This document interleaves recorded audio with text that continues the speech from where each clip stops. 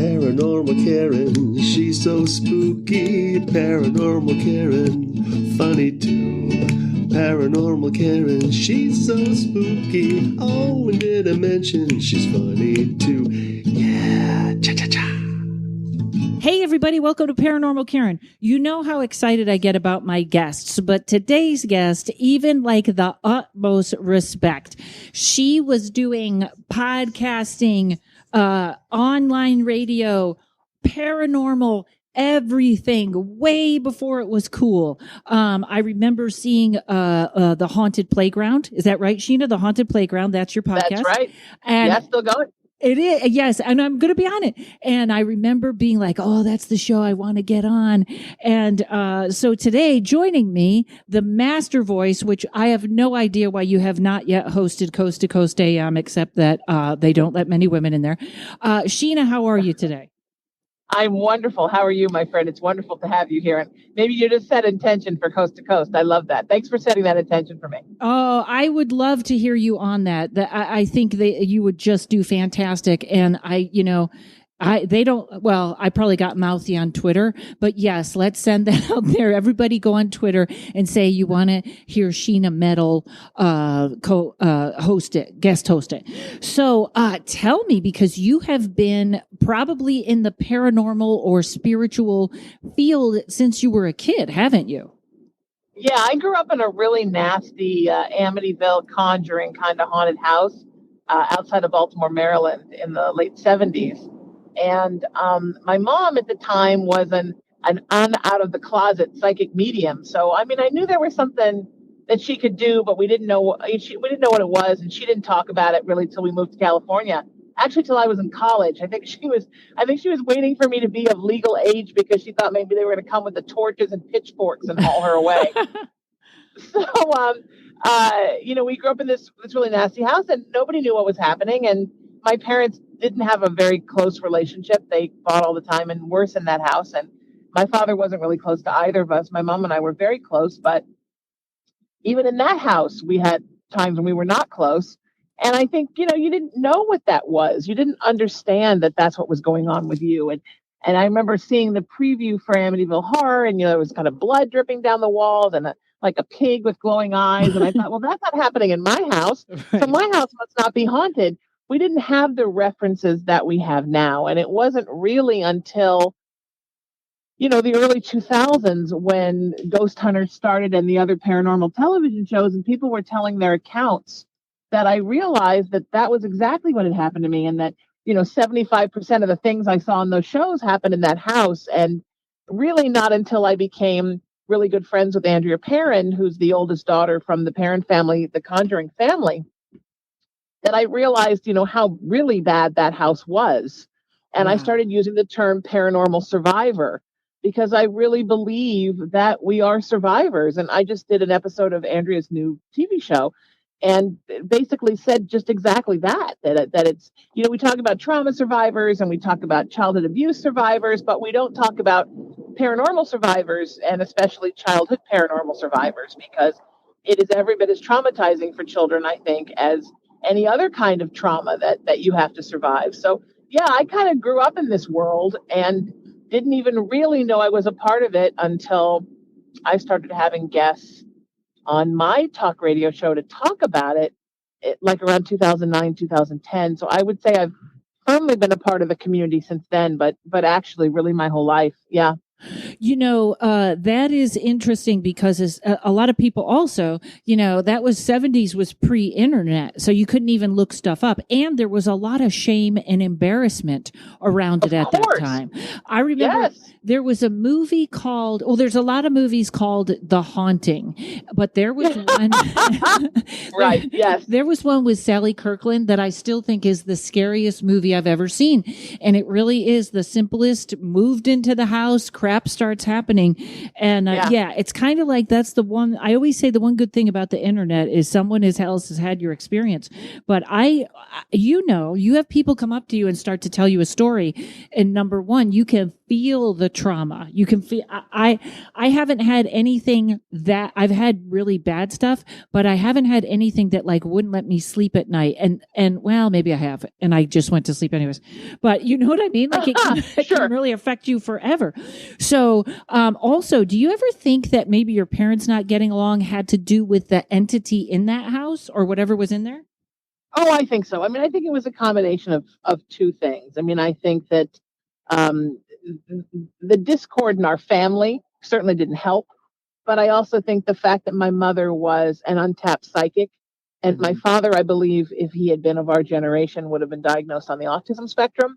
He was an engineer, and at the time, my mom used to say, "We just called it nerd," but I'm pretty sure that's what was going on.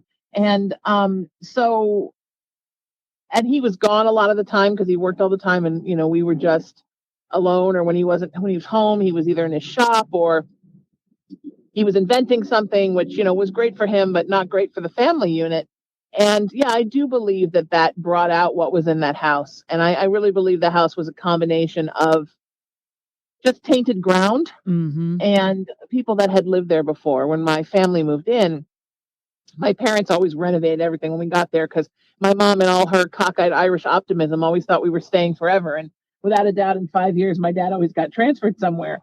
But they tore up the carpets, one of the first things they would do. And the carpets were just soaked with blood and urine and alcohol. So clearly the folks that had lived there had had a knockdown drag out or two while, and maybe, peed themselves while they were, completely hammered. So, yeah, I think that had to do with it. I mean, the day we got there, the crazy lady next door set her lawn on fire. I mean, there was just the craziest things happening in that house. The copperhead snakes would come and they would bang their faces on the glass and taunt the dogs. And there was a giant snapping turtle that was forever trying to kill my father every time he left the house. So I think even the animals in the area were probably being taken over by things. And it's interesting you say about that movie with Sally. I adore her. She's done my show many times and I love her. I don't think I've ever seen that. But on Lifetime in the 90s, there was a movie with Patty Duke about a family that moved into like the perfect new tract home, like kind of a poltergeist kind of thing. Uh-huh. But it was based on a true story. And it turned out that the house was on the ground, I believe, of a slave burial ground, and they had hung a bunch of slaves from the tree in the back. And that was the first time that I ever saw a spirit. Like, I remember there was a scene where the dad was in the garage, and literally this thing just threw him against a wall and pinned him. And that was what happened to us in our sleep every night. Wow. And I didn't even know that was a thing, because, you try to talk to somebody and they go to the psychological explanation, which is wonderful. And my mom was a therapist. My grandmother was a psychologist. My partner is a therapist. I love psychology, but there are some things that cannot be explained by psychology. And sleep paralysis is, I'm sure, really a thing. But sometimes it's not. If you only have sleep paralysis in your whole life in one place, probably that's not because you have a problem. Right. That's fascinating. That's funny. That movie was on Lifetime. They're usually quite fluffy, aren't they? Well, they went through a phase where they became the paranormal. I remember seeing like a paranormal movie that had like Demi Moore or Jacqueline Smith or somebody in it. There was a phase where Lifetime became this place that around Halloween time, they would kick out some doozies. And they were often very good. So it's interesting how stations ebb and flow, right? Who thought that the Discovery Channel and the Travel Channel specifically would become the home for the paranormal? I mean, it's like travel to hell. Yes. I have a friend who just watches that Hallmark channel all day.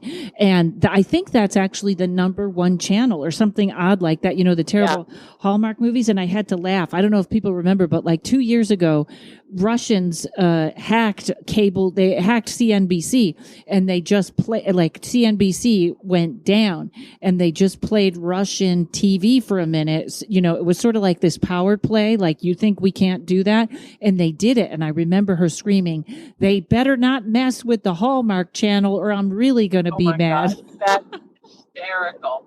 That is, yes, exactly. They better not pull down my 19th century Western love stories where the man buys the bride from a catalog and they wind up falling in love.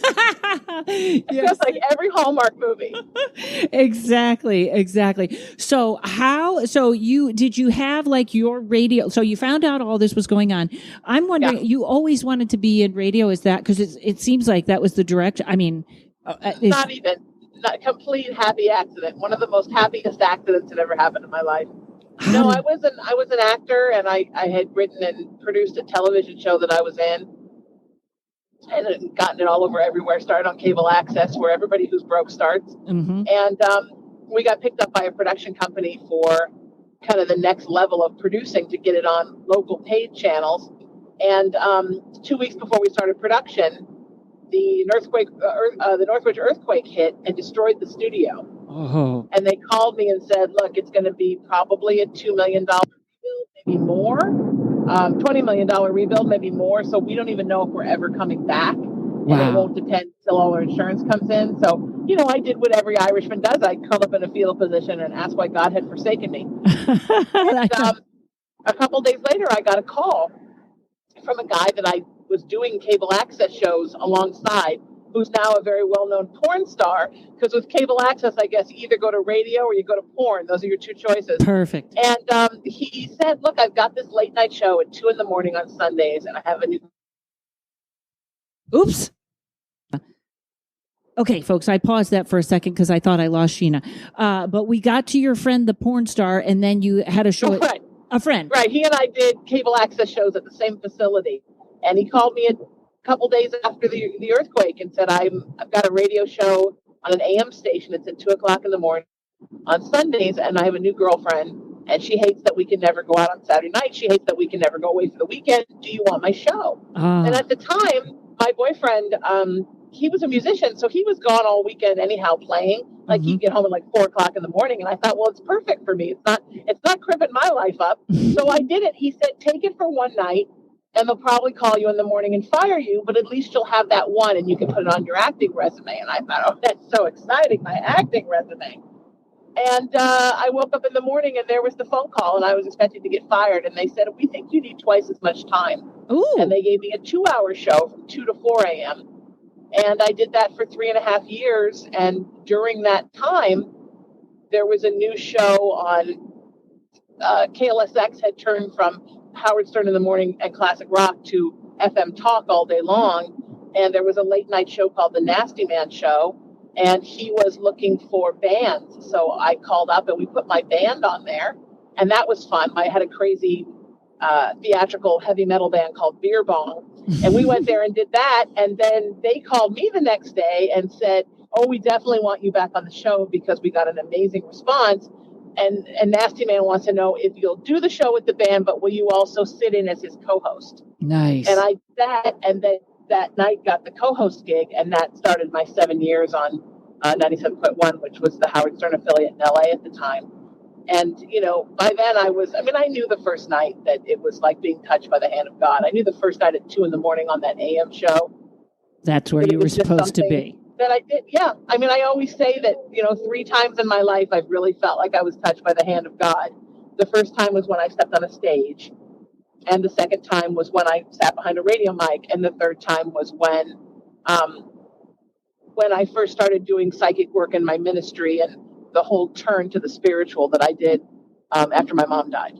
That sounds like all the points I want to start with. Okay. Because we just had lunch with the lovely Renee Watts and Melissa. Okay, yes. And which, by the way, I'm taking Melissa's mediumship for witches class. It's amazing. It's amazing. Oh, Melissa's wonderful. Yes. Yes.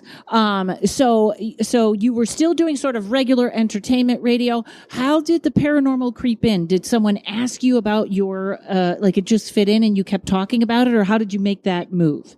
Yeah, I was doing a daily show at an affiliate in Los Angeles, and I'm always looking to expand. And I was having so much of my daily roster was filled up with folks from these paranormal shows that they said, hey, do you want to just do a paranormal show? And I said, sure. And so that's kind of how Haunted Playground was born in February of 2010. And I still had a lot of people on my daily show because it kept growing. And I'd always been a very spiritual person, always very fascinated with the spiritual. My mom, of course, was a psychic medium, and I had a near-death experience when I was 23. So spirituality was always what sort of fueled my artistic life. It was always kind of the secret pilot, you know? Yeah. So I didn't think I was going to become a part of the community, but I just kept telling my haunted house story on the air. Really it started as a way to make my guests feel comfortable. So they didn't think that I thought they were, fake, or I didn't want them to think I was a skeptic, because some people with these paranormal shows, right? They get you on as a guest and then they want to hammer you and tell you how they don't believe and they think you're full of crap. And I wanted them to know that this was a safe place to land, because I knew what it was like to be like that and have nobody believe me. I just made a new rule that I will not go on podcasts where skeptic isn't the word, because everyone has to be skeptical, but a lot of times the skeptic is somebody, I swear to God, I was doing this one show and I just nailed 3 things right off the bat. And the guy says to the skeptic, quote, he says, all right, she told me I was going to be moving a lot this year. I've already moved twice. She told me I was going to have a breakup. I did that. And then this other lady came on the screen and she said, you're a teacher. I had never met her, and she was a teacher. And he says to the skeptic, that's pretty good. What do you have to say about that? And the skeptic goes, everyone's a teacher. And I was like, I couldn't even fight back at how dumb I know. He goes, probably all her clients are teachers. Teachers go to psychics. And I was like, okay, I can't argue with that. I was so shocked that was the dumbest thing he could have said that I'm not doing it anymore. I think I rarely do I see a lot of the like Long Island medium or stuff. I understand why. They're just, somebody else is just looking to get promo by not asking real questions, just going up against. So, so that's a great idea to make your guests comfortable. Right. Well, when people say to me, how do you know? I say, look, I know what I believe, but I'm not saying I know anything 100%. None of us know. Mm-hmm. I could die tomorrow and there could be worms eat out my eyes and I could be like, oh crap, I totally did that.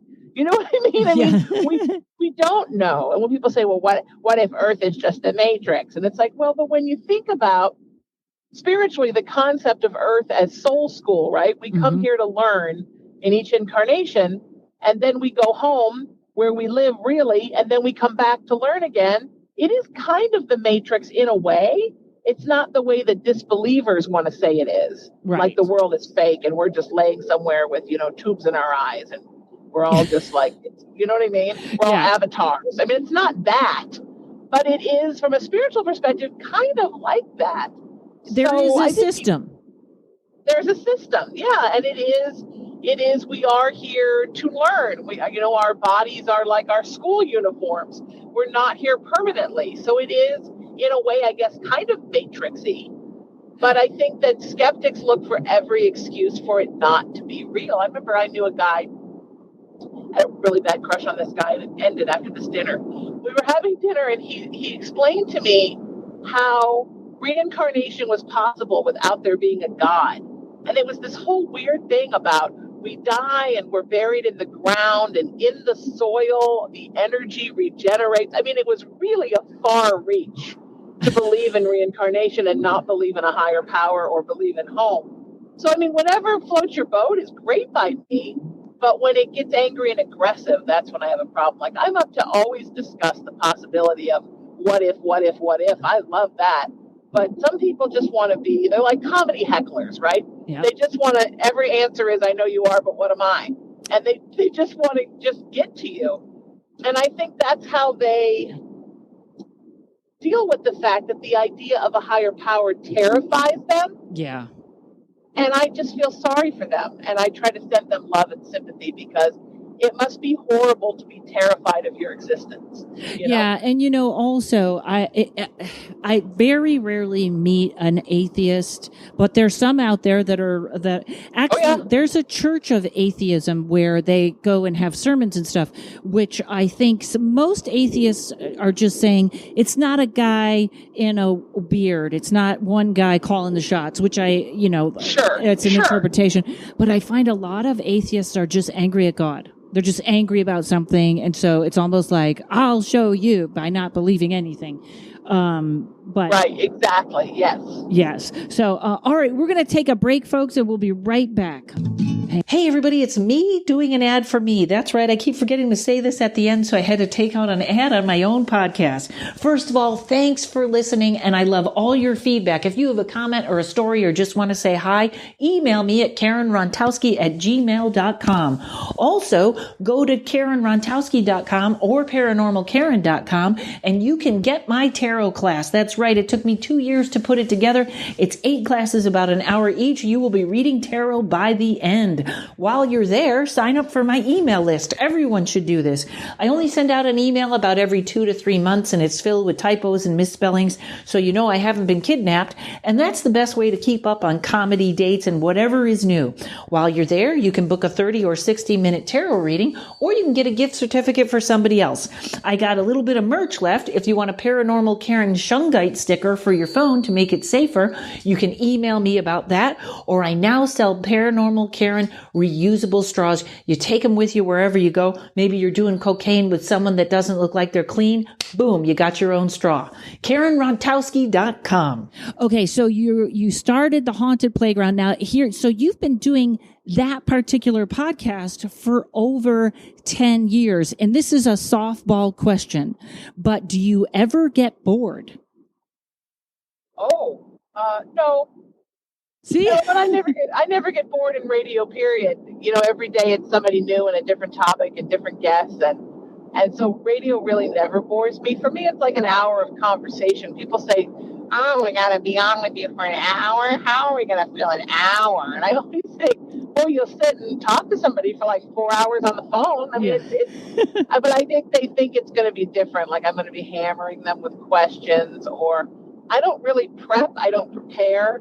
I prepare only what I'm going to say in the introduction for 5 minutes, and then I just free flow, because I think you catch the best stuff when you're not asking so many questions, I agree. In fact, it throws me off a little bit when someone asks for what are you going to ask. I will throw them topics, but I will always say I mostly fly by the seat of my pants, which, like you said, off the cuff, really makes for some of the best stuff. And there are times where sometimes in that third hour, it's so funny. I'll feel like I'm struggling just a little bit if it's someone that's a very yes or no, and then right as the hour's up, they'll start some great story where I was like, we should have started this a long time ago.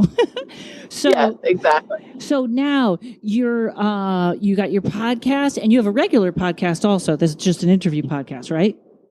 I do. Yeah, I do. I'm in the process. I got a syndication deal last year during COVID. The place where I worked shut down for COVID, and in that time, I got a syndication deal. So I moved Haunted Playground over there, and my Raising the Vibration spiritual inspiration give back service show over there.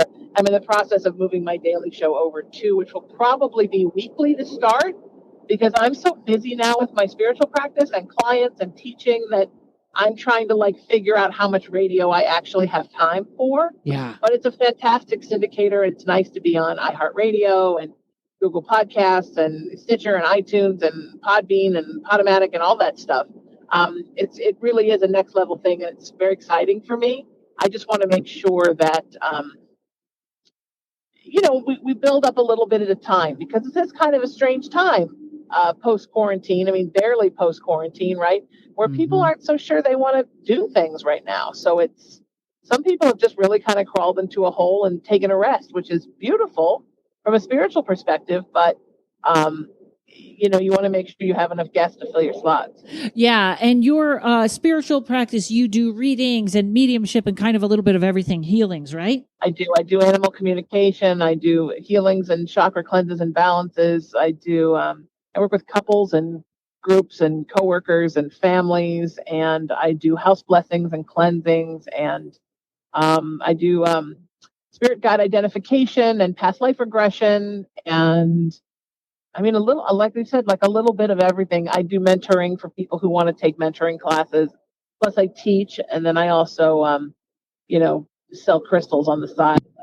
Wow. And it opens up, and there's crystals hanging in it. Did you find, like, in other words, do you do all this at once, or do you find you need to switch sort of each modality? Like, we're doing mediumship now, we're doing psychic stuff now, or do you feel like it all molds into one? No, I do all of it at once. I'm like a crazy Aries. I throw everything at the wall and see what sticks. It's kind of like doing radio, right? Somebody books the time with me, and then whatever it is that they need, that's what we do in that time. Awesome. So some people are some light workers like to very much segregate their stuff, right? No, this is just this today. I don't mix cleanses, because cleanses are a different thing, because I really am working on people, but there's two kinds of cleanses. Some people don't want to be with me. They want me to do it remotely, and they just want to get the benefits. Some people want to be hands-on while I do it and figure out what I'm doing as I go and what each chakra looks like. So for those folks, I keep them talking, because it's easier to balance someone and cleanse their system if they're distracted. So an old trick I learned from being in the hospital many times as a young person. So I keep them talking. So it's kind of like doing a reading on them while I cleanse, and then I stop at every chakra and tell them what I'm seeing and what they need to do moving forward. So, but I don't say, oh, come do some mediumship and we'll do a cleanse and I'll talk to your cat. But I will talk to your cat and do mediumship and do a psychic reading in the same session. And I do a lot of life path clarification. I think folks need a lot of that. Yeah, especially now. And, I feel like there is, well, it's very interesting, and you may feel the same way as me. People are going through, I guess they all call it the ascension or waking up. And I feel like I started in the wake up. Like this has always been my life, and I've always been down this road, and I've always love tarot cards and stuff like that. But some people that I think were not interested at all are suddenly finding themselves overwhelmed with abilities and stuff like that. So I bet your mentoring program helps with that. Do you find a lot of people coming at you with that? They don't know what happened?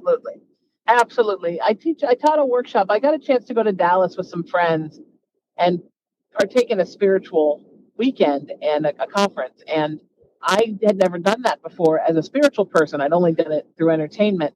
And they said, will you teach a class? And I thought, oh my God, what am I going to teach? I mean, I had taught acting and radio, but the idea of teaching something spiritual was very overwhelming. So I just kind of listen, and I wait for Spirit to tell me what the class is. I do it every month now. I try to do a new class every month. I just sit and wait for Spirit to tell me what the class is. And the class, the message I got from Spirit is, why do I feel everything? And I thought, oh, I'm going to teach a class for empaths called Why Do I Feel Everything? You're not crazy and you're not overly dramatic, but that's the good news. The bad news is you're an empath.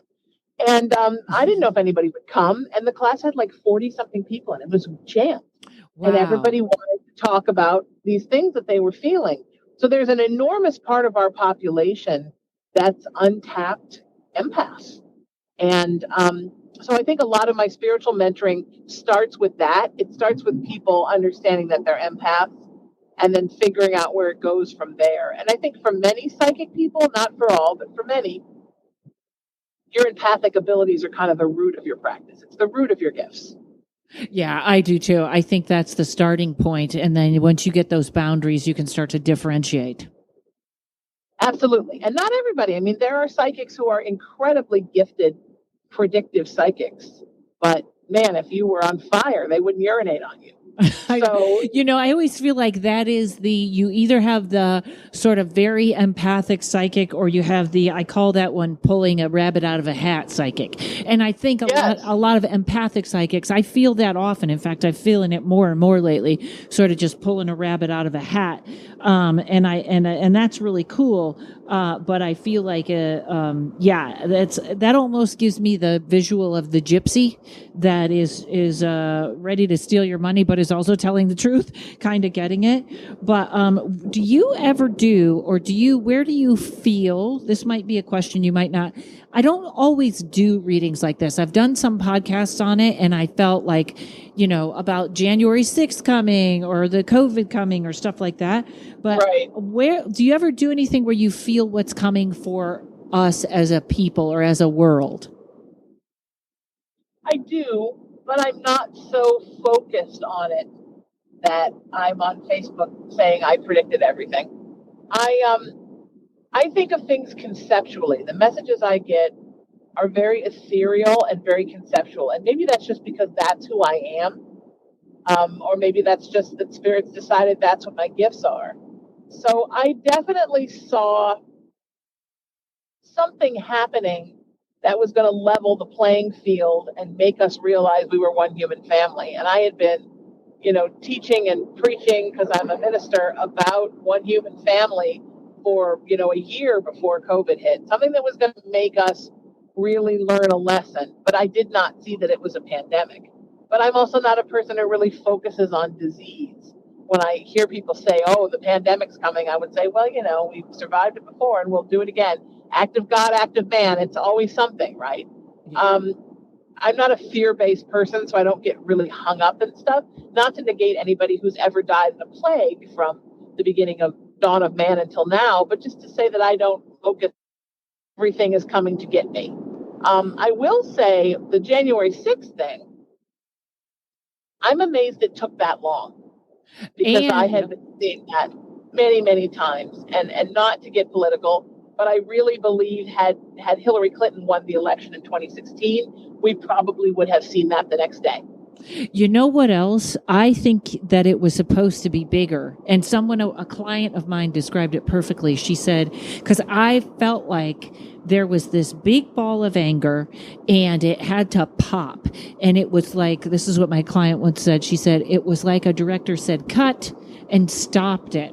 And that goes with what I believe, because I feel like all that anger or hate that was supposed to sort of disperse and be done just got smeared under the carpet. Like, I don't trust 2021. I just don't. But it's fun. I'm like you in that I can be talking about stuff and people either think I'm negative or afraid. And I'm like, no, this is interesting to me. You know what I mean? Like, it doesn't scare me. So I find that interesting. Yeah. I do think that, I don't think we're done with the January 6th either. I think they're just going to get more organized. But I'm like you, that doesn't scare me, and that shouldn't be scary. It's just the evolution of where we're going.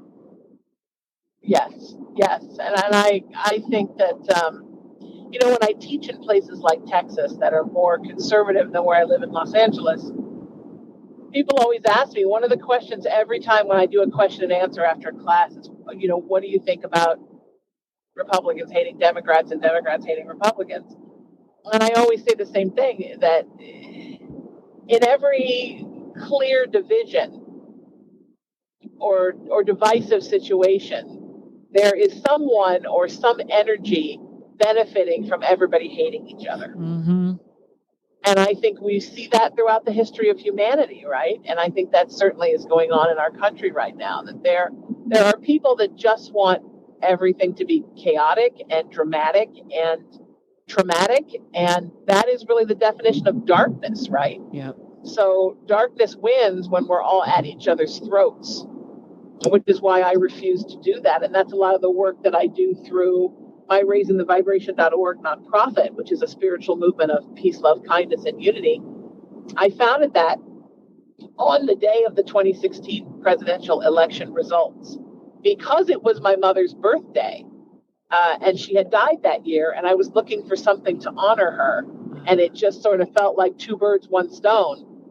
In the beginning, there were many people on both sides of the political spectrum that did not like the word unity, and they would tell me, "Oh, I can get beloved people. I can get on board with peace, love, and kindness, but I don't want to talk about unity." But unity is the most important of those words, because if we're ever going to have world peace, if we're ever going to have live in a place of absolute love and kindness, we have to get rid of the divisiveness, and we have to stop thinking of us as us and them and start thinking of us as us and we. And I think that's something that COVID did for us that was beneficial, because I always think you have to find the good and the bad, that we started, every single person on the entire earth was going through the same thing at the same time. And we needed to see how we were one human family. You know, that is interesting, because I do think, I do feel like the powers that be, shall we say, do like this split and this divide. And if most, you know, it's like I watch mostly independent news, but when I watch all three channels, and the minute I hear one go, well, this is what the Republicans did, or this is what the Democrats did, I switch it off, because that's not news. And I feel like that the more, if we actually dropped those labels and started talking, we'd find we have a lot more in common. But it actually leads to I saw a very interesting TikTok the other day, and it was a guy, and he was saying, I can't remember who it was. He was saying, remember, if you have a habit or something that you an addiction, and you don't even know why, you don't even like it now, you don't even know why you're doing it, remember, there is something that does like it, and that's what you're feeding. And I thought, from a paranormal perspective, that's very, very interesting. Yes. So, yes, I agree. Yeah. So so tell us about your ministries.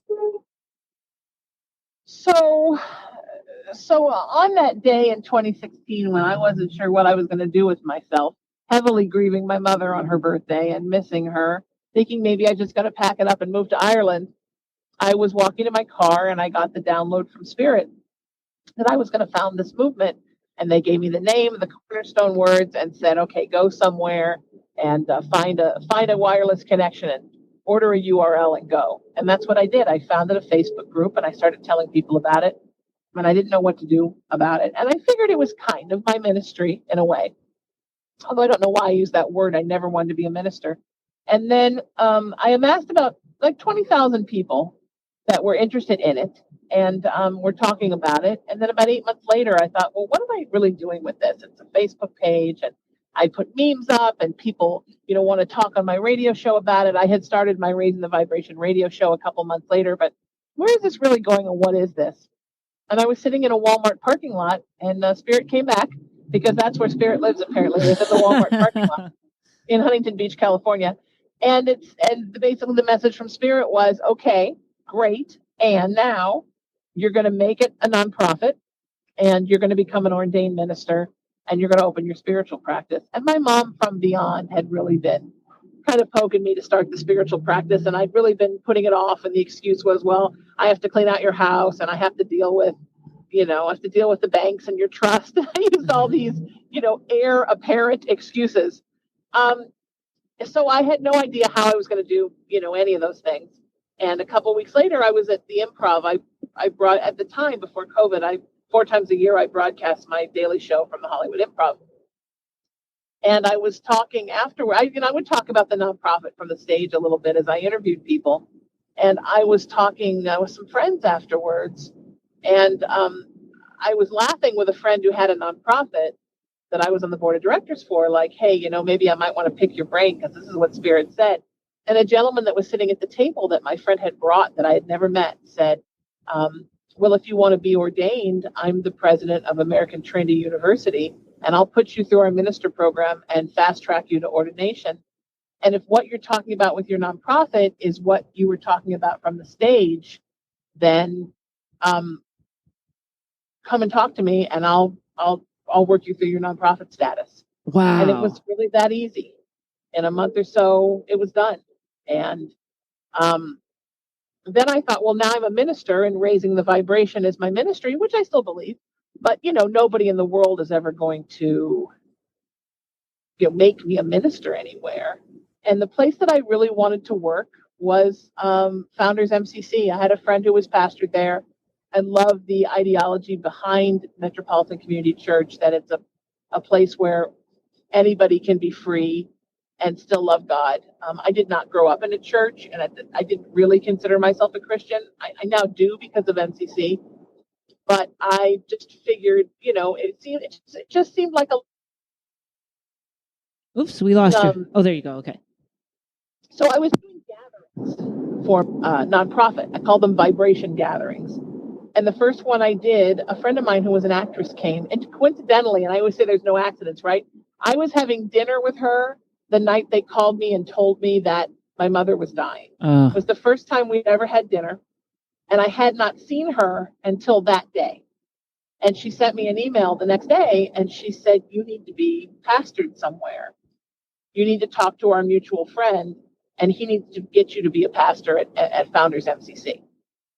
And I said, "Oh, okay, well, that's odd." So I emailed my friend, and I was like, "Ha, ha, ha, guess what Hersha said? Wouldn't this be funny?" And he basically said, "Look, I'm retired, so I have nothing over there, but let me take our brand new senior pastor, bring him on your show, and see if you two hit it off." And that's what happened. Steve and Keith came and did my show together.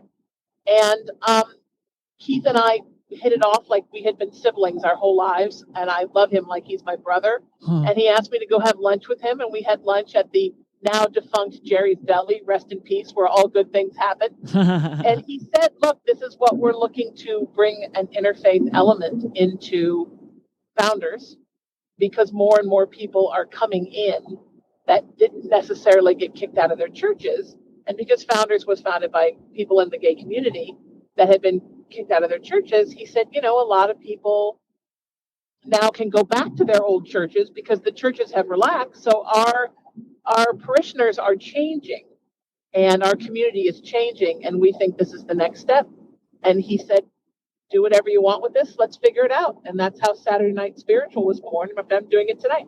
All right. When we come back, you're going to tell us where we can find that or where we can watch it. Sure. So hang on one second. Psychic teas, spelled with a Z, are scrumptious herbal combinations with antiviral and anti-inflammatory properties. Without sugar or caffeine, psychic teas won't mess with any medications and are designed by a naturopathic doctor. Many testify to positive results. Detox chakras and psychic tea blends enable bodily functions with superior efficacy, while more love and champagne blends support awareness of subtle joy and bliss. The CBD's teas are magical with myriad healing effects. There are 20 servings per package.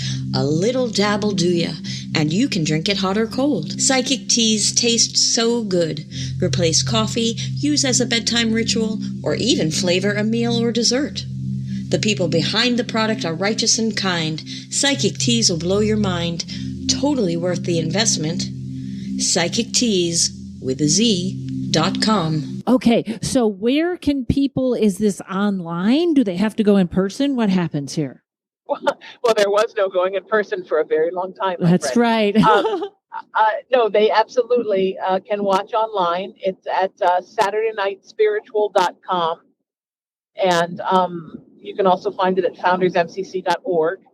And it's the second Saturday of every month at 5:00 Pacific. We do it early because we figure it's a Saturday. So come and get your church on and then go do whatever you're going to do. And it just feels good it's a universal, light-based, love-filled service. So it's always very ethereal and very interfaith and applicable to everyone's life, however they worship, or if they worship no way at all. And the idea is to inspire people to think of the whole world as a pie and your specific spiritual beliefs as just that piece of pie, so that everybody belongs under this big umbrella that is interfaith, that if you're Christian or Jewish or Muslim or Hindu or Buddhist or an atheist, you are still technically interfaith because you're acknowledging that all those other faiths exist. And then you're sort of creating your own spiritual palette from there. Now, did you ever go to the spiritualist church? Sure. I think I've been to every church. Yeah, sure. It's funny. I don't even know if they're still there. I would love to go. I've never gone. I don't know if it's still there, but I would imagine it is. Interesting. Okay, I want to ask you about some haunted places. Sure. Because I know you've probably done, what are some of the most interesting investigations you've done? or healings or cleansings or something where you were really like, well, I learned something today? I mean, I think the most haunted night I ever spent was on the Queen Mary. And I know that's so cliche, and I didn't expect for it to be anything, but that was a terrifying night. And I actually had two different times I was on the Queen Mary, and both of them, the first two times, and both of them were um, terribly haunted. Really? Also, my mom went to Europe on the Queen Mary.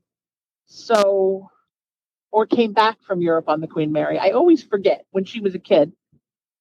So it had that kind of significance to me. And she would never touch it parked in Long Beach. She said it felt like a hospital. My mom in the 90s, in the 80s and 90s, was the president of the Orange County Embroidery Guild. And she was in charge of creating the regionals and the national conferences. And they always wanted her to do something on the Queen Mary. They always courted her and, fed her fancy food. She was like, I honestly cannot bring a bunch of people in good faith onto that ship because it feels like a hospital to me. That's interesting because usually people, so did she must have had some bad experiences when she came over in it.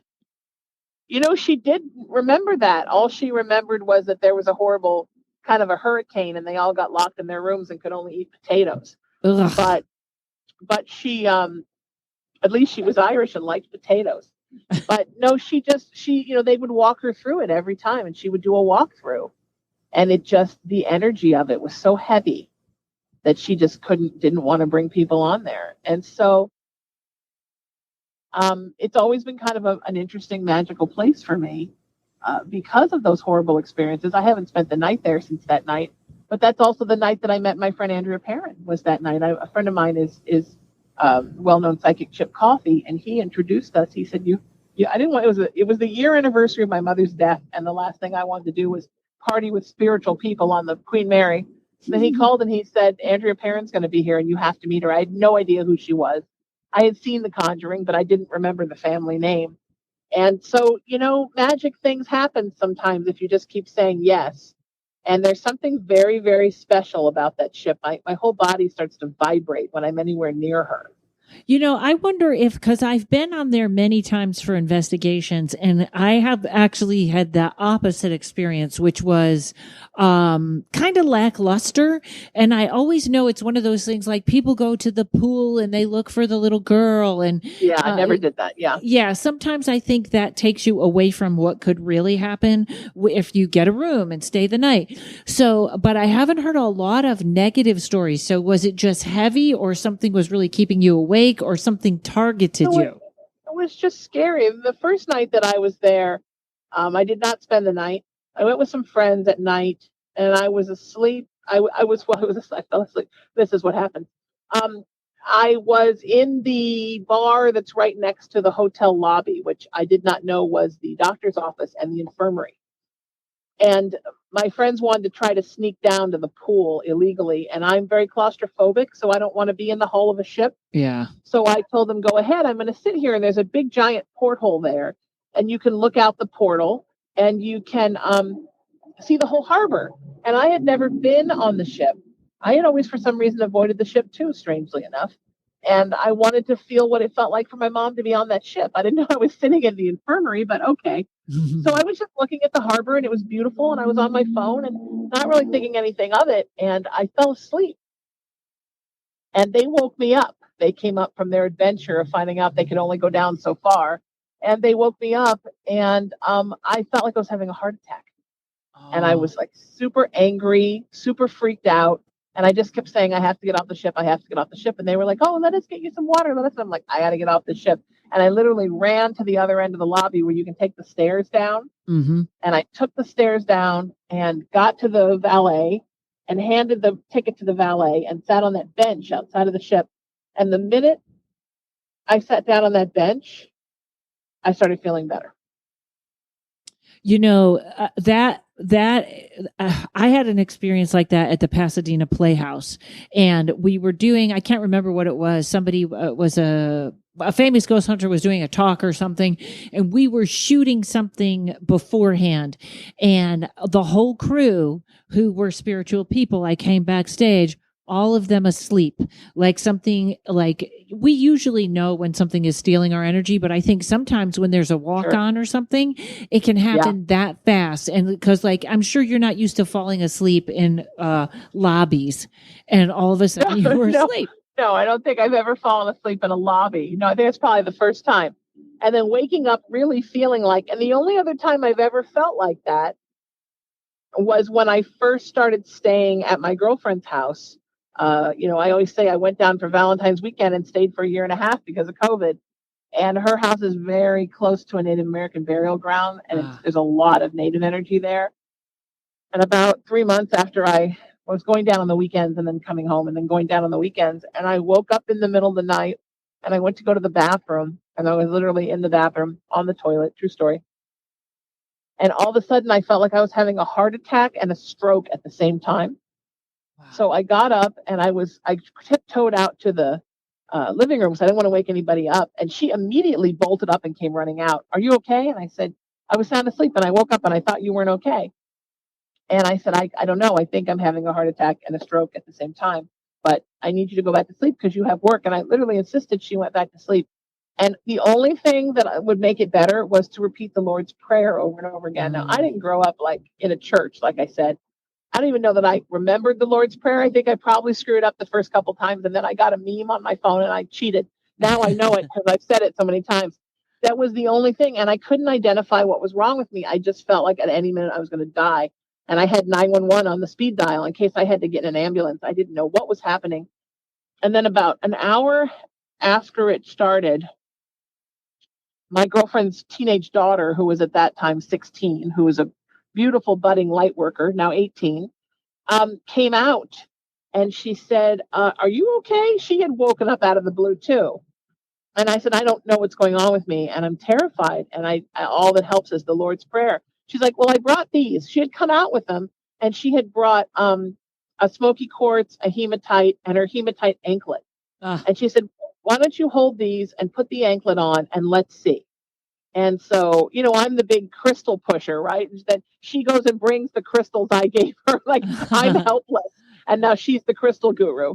And I put the hematite in one hand, the smoky quartz in the other. I put her anklet on, and within 10 minutes, it started to subside. And it didn't even occur to me until the stones worked that it was a spiritual attack. I thought something was physically wrong with me, but it was a nasty 3:00 in the morning spiritual attack. And I think that was very similar to what happened on the Queen Mary. Sometimes something just tries to get in, right? Mm-hmm. Absolutely. And you had other occurrences there in that home also, haven't you? I've had many occurrences in her home. Yeah, her home's really haunted as hell. I mean, it is. And it's now we sage it. I've warded it. We purify it. We burn candles and incense all the time. I bought them a mountain of crystals. So it's better now. But sometimes, around 9-10 o'clock at night, if I'm coming home later and I pull up in front of that house, I can just literally see the native folks walking up and down the street, both sides. It's like, reminds me of that scene in Poltergeist where the spirits are coming down the spiral staircase, Wow. But a lot of that area, Long Beach, Huntington Beach, that whole area is very haunted because a lot of it was burial ground for the native tribes. Wow. And also, I always feel like Hollywood has such strong personalities. Oh, yes. You kind of can't, it's very hard to find a place that's not haunted. I actually almost moved out of the place I'm in because I thought I was like, it's too haunted. Like there were nights where I would just get up and yell, everyone out. And I couldn't shake it because, sometimes they just go to the next apartment and come back. I finally feel like it's calmed down. Actually, some people moved in that I think everything went over to them, but I finally feel like I have it locked down so well and it feels so peaceful in here. But I think I've been here 5 years. Yeah. Yeah. It takes a while. And this house has calmed down. I mean, it is still more haunted than I would like, but like there's always this noise on the roof. Like wherever we're sitting, there's noise above us, and there's pounding on the walls, and this is probably maybe something I shouldn't share on the air, but my partner is convinced there are illegal people living in the attic. Because, that's the thing, right? It's called frogging, where people will come and live in your attic, and they'll like come in when you're gone and they'll leave when you're gone. And then they kind of like, they attic sit. Wow. And now I go to my mom's house that I'm fixing up for all of us to hopefully move into someday. And I think, oh my God, are people frogging here? Now I've got it all in my head. But she's so, so was not raised that the paranormal is okay, even though she believes very firmly in it now, that she's convinced there are people up there. And I always say, like, but how do they get up? Where do they eat? And where do they go to the bathroom? And how come it just sounds like scratching? And how come we don't actually hear like the heaviness of a person walking around? And do you even have an attic? Have you been up there? Like, how big is it? Because it's California. We don't have big attics. But, it's a thing, and it usually happens when we're watching TV at night in the bedroom, and it'll be right above our head. No matter where we are, it seems to be right above our head. And so I know it's that energy, Yeah, that's a interesting. I had the apartment next to me, which now has very different people, but almost 3 times in a row, the apartment next to me would be filled with a very attractive girl in her 30s that had a lot of psychic energy. Some of them knew how to use it, some of them didn't, but they always had crystals, and they were always like, it was like you would pick a daughter for me. If you were going to pick a daughter, these 3 would have been it. Sure. But they were all very bothered by what was in there. I don't know if the people right now are feeling it, and I don't want to say anything in case they're not, because who needs anything planted. But I will tell you this: one day Emily, my friend, came out and she was like, she physically with her eye saw something going around the roofs. I don't know, was it roofs? And I have worked with a friend who removes demonic, like the worst of the worst. And I am telling you, something is almost always on my roof. And this is like a new, I always love when something kind of fits in. Like, what is it about? I always wonder, is it something that can't enter and chooses to stay on the roof? Or is it something that doesn't want to? Or is it not about me? Like yours is obviously about you. But I wonder if this is just, because it's literally our apartment complex makes like a big O. And I have seen, we had a very, very haunted, apartment. They couldn't keep anyone in it. Everyone started fighting in it. And they had a couple moved in, and they moved in from across the way. They were in the same complex. They wanted a bigger place. So one day I was talking to them at the pool, and I knew all this, and they didn't. And they didn't know I knew. And I said, oh yeah, I do investigation. Let me know if there's any trouble. And they got really quiet. And then the guy looked at me and goes, nah, I blessed the place. And it was so obvious, like, they were like, yeah, we'd love to say something, but we're not gonna. Well, it got worse. And what I believe happened, because we shared a garage. This thing one time came at my dog in the garage, and I've never seen my dog shake like that. I had to pull over the car after we pulled out. It got so attached to these 2, and I think it attached to the female, to the lady of the house. Lady of the house, what are we, 18th century? The woman, exactly. The wife. The lady. Yes, the wife. And they moved away, and I believe it went with them because it quieted down immediately, but it liked them and it went with them. But I feel like we have something that dances on the roofs here at night, and it's just an interesting thing that you also said, roofs. Yeah. It's very common in that house that I lived in. You could hear something walking on the ceiling in the second story. Mm. So if you were downstairs, as soon as it got to be like 10 o'clock, the footsteps would just start. They were very low and methodical, and you could hear them go from one end of the hall to the other. If you were up there and the hall light was on, it would stop. But as soon as you turn the hall light off, it would come back. So I would leave the hall light on because I wanted to stop. But my father was a thrifty Capricorn. So he would get up in the middle of the night to go to the bathroom, and he would turn it off. And the problem was there wasn't a switch on my end of the hall. There was only a switch on that end. Oh. So I either had to run to the end of the hall and turn the light on in the dark and probably run past that pacing thing, or I had to just suck it up and hide under my covers, which is what I normally did. Wow. But I thought that was so strange. The continual pacing, um, very strange. Yes. And the interesting thing about, I'm sorry. Oh, I was just going to say, you know what? Sometimes I wonder when it's, we had done an investigation at the Coach House in Orange County, Sure. and there seemed to be this is sometimes when I think with the pacing, there seemed to be a spirit there that had committed suicide. It was a musician, and he Sure. was walking back and forth. That was so stupid. He was like, that was so stupid. Why did I do that? That was so stupid. So I wonder if it's like a repetitive thought like that when they keep pacing. I think so. I think it's just a residual haunting. I don't think it's active. Although it does seem like it's active when it stops when the light is on. You know what I mean? Yeah. Changes the vibration somehow. I don't know. I think I saw that particular spirit once, and it was really creepy. You know, But only once. that's the other thing. It's not even about human spirits anymore. When I close my eyes at night and I see images, they are things I have never seen before. They are. Oh, yeah. Oh, yeah. It's getting weird. Let's just leave it at that. Yeah. That's what I feel like. Well, the veil's getting thin. So. Yes, if it's even there anymore, I don't know. But I know that I have never seen these things, and they aren't drawings or something I saw on the internet. It's like there's stuff there. Not necessarily all creepy, but something I don't know what it looks at. Okay, last topic, my favorite. Places you won't go. We talked about the what was the one we talked about where the girl was in the elevator? It was bad. Yes, the Cecil. The Cecil Hotel. Yes. Any other places you would not go? I would not go to the house where the real life exorcist house. I have no urge to go there. I make it a rule to avoid demons. I won't go back to the house I grew up in. As a matter of fact, Andrea's producers asked me after I did her show, "Oh, so have you ever thought about going back to that house and doing an investigation?" I'm like, honey, I haven't even crossed the Maryland border except in a plane since 1980. I don't think I'm in any urge to go. I have any urge to go back there. Waverly Hills Sanatorium. You have to be in the right mood for.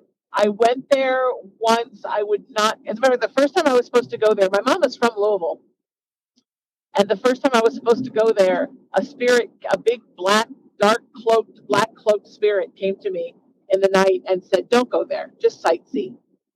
And I went to Irish Town instead, which it turned out a really interesting story. My grandmother died when my mom was 5.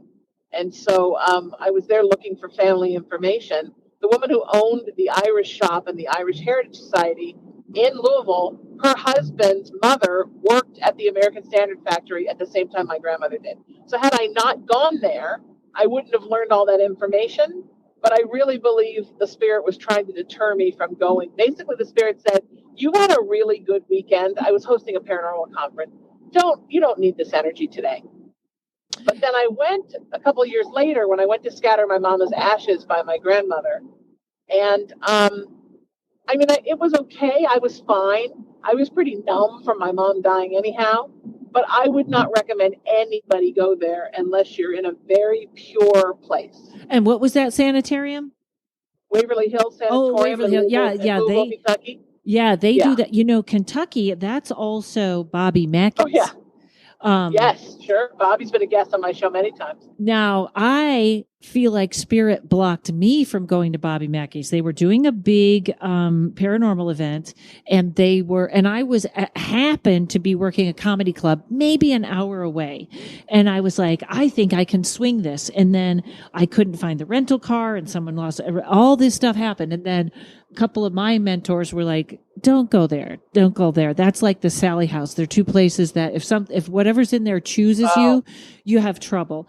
And it turned, yes, 2 people, ended up with weird, one got in a car accident. The other one collapsed in the parking lot. It was some weird blood clot or something. And the wife got pushed down the stairs when she was pregnant. Yes. So I think that Sally House, and Sally House is out too. Yeah, there's a couple. But your friend from The Conjuring, did she ever go back to that house? Oh God, she goes back all the time and she loves it. Oh, she has a very interesting love-hate relationship with that house. She loves the house.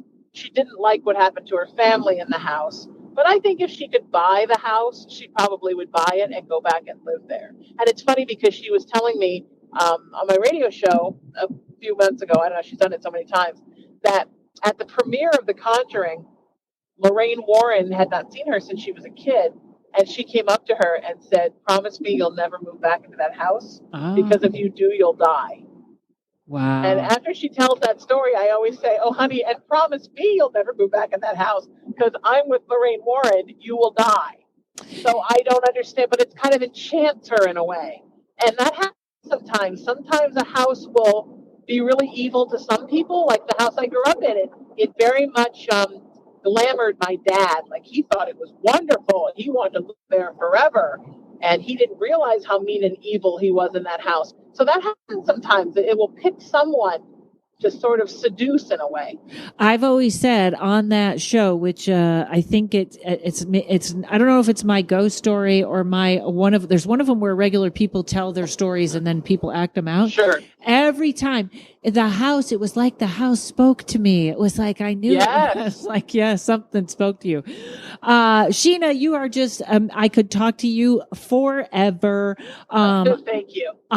So I want everyone, especially, go to SheenaMetalSpiritual.com, and they can find everything from there, right? All Absolutely. your podcasts and everything. Yes. And they can book a reading. All right. Sheena Metal, SHEENA, metal as it should be, spiritual as it should be.com.